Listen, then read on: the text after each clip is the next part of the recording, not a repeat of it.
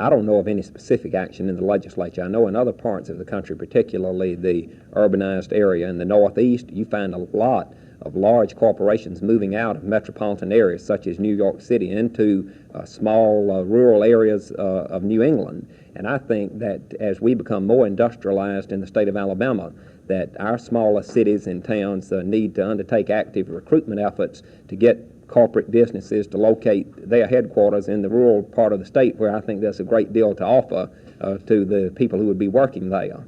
You were talking a lot about the future today. Why don't we narrow it down to, say, next 3 or 4 days in the state legislature? How are things looking there, particularly education? Well, I'm optimistic that the filibuster, which has been taking place in the Senate for the past two weeks, will come to a conclusion this week, perhaps even tomorrow or certainly on Thursday. And what I would like to see is a compromise worked out between the various forces that have been at bay in the Senate. I would like to see a portion of the money restored to higher education, and with perhaps an additional appropriation made conditional as to the revenues being available. So I'm optimistic that perhaps we can break the current filibuster this week.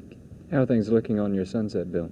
The sunset bill is in the House, and Speaker McCorkadale has assured me of his support of the bill, and he will be assigning it to a committee there. And of course, this is the bill that would terminate state agencies unless they could justify their continued existence, and I think it's a good move toward streamlining state government in Alabama, and I'm optimistic about its chances. How are things looking as far as prisons go? You being the chairman of the special task force, do you think there's going to be any time to handle prison affairs as soon as these matters get out of the legislature?